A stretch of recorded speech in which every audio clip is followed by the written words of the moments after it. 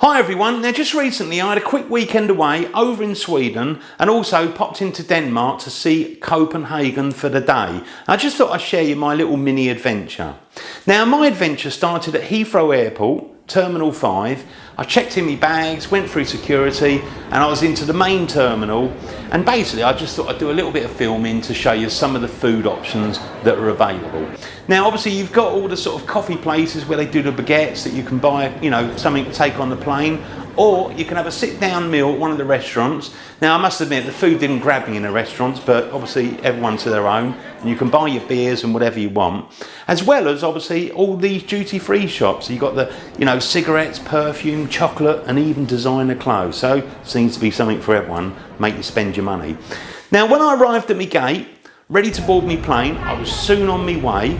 Now the flight only took about 2 hours, so not really a lot of time really, and you know, by the time you've read a book or you've watched a film, that time's all gone.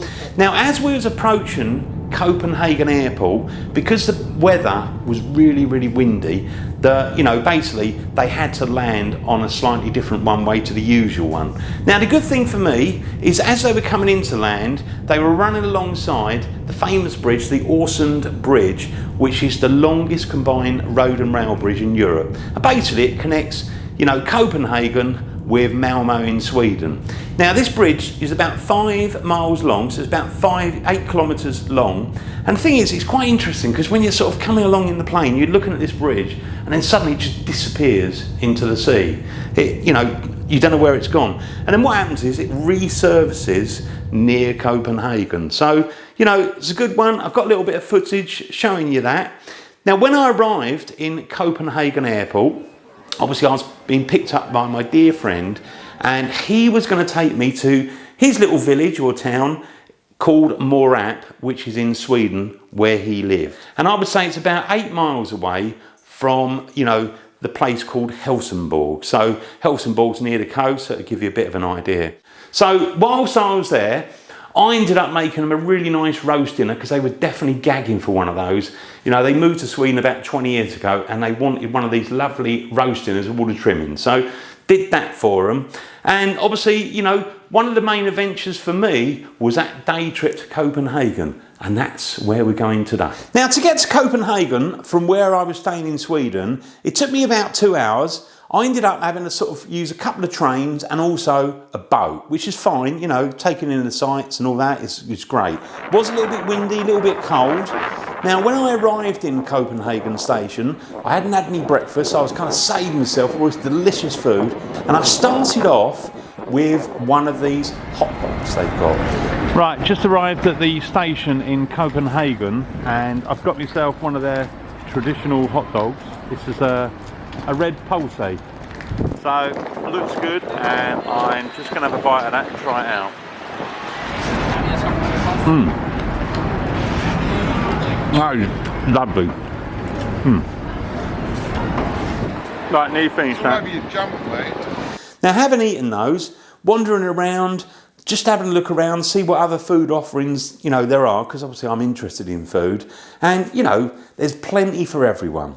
Now, obviously, if you're a bit of a culture vulture, what I would suggest is you can buy these at the airport or, you know, a lot of different places, but buy yourself a Copenhagen card. Now, if you buy it at the airport, it's great because you actually get free travel into Copenhagen. You can buy them for 1 day, 2 day, 3 day or 4 day. 1 day is sort of 50 euros and a 4 day is like 120 euros. But the great thing is, it really works out good value for money because you can see at the moment, I think when I looked on their site, there's about 86 attractions you can go for. So if you can fit that all into like 4 days, great. And also, you know, it gives you unlimited travel on trains, buses, metro, the harbour buses. So really, you can travel throughout the entire capital and it's all included in the price. And as I say, you can come from the airport and that's free as well to get you into Copenhagen. So definitely recommend buying one of those cards. Now, I didn't actually buy one of those because really, I was, you know, by the time I got there and I left, I was there for about 5 hours, so I didn't actually invest in one of those. I just kind of wandered around, taking the sights, obviously interested in the food, and, you know, it's fine. I think if the weather was better, I definitely would have considered maybe going on a bike. You know, everyone likes bikes. They definitely love the bikes in Denmark. Loads of people on it, and you know, it's a great way of seeing the attractions. Now, I was gonna have one of their open sandwiches, which are typical over there, but in the end, I ended up going for a classic pork sandwich with crackling red cabbage, cucumber, Dijon mustard. Ooh la la, that was absolutely yummy. It was probably one of my favourite things of the day. So I suggest if you go to Copenhagen, definitely try one of those. Now, because it was cold, I did pop into some very nice restaurants and, you know, decent cup of coffee that you tend to sort of get served up in a lot of places. It's really nice coffee and they drink plenty of it. Now, when I popped into one of the restaurants, they made this beautiful cheesecake and I had it with the coffee. Oh gosh, that was so good. It's partly because I was cold and I wanted to get in the restaurant and sort of warm up a little bit candlelit, so if you're into romance, it's perfect. But you know, there's so many places that you can go and see, and the food, my experience was it was absolutely delish. So, you know, definitely recommend you going to Copenhagen and eating plenty of food.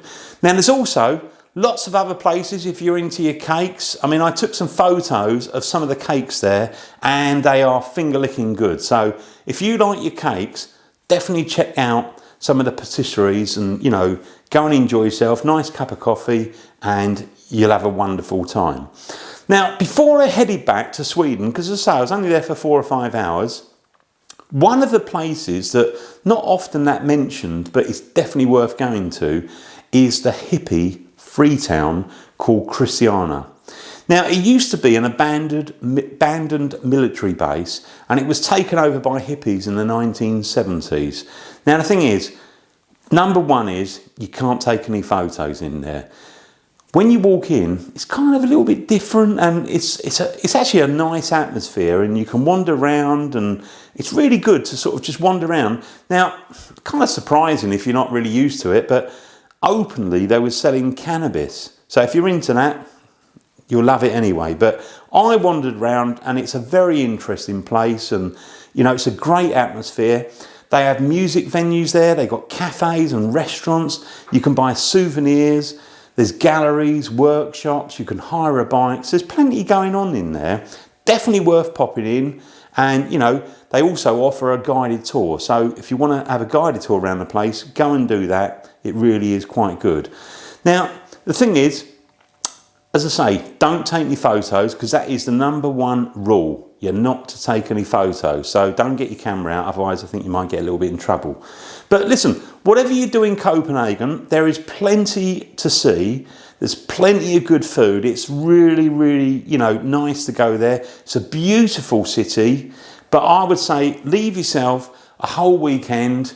It's one of those places you've just got to go and see and enjoy. Thanks for watching my videos, as always, and I hope you enjoy the original Naked Chef.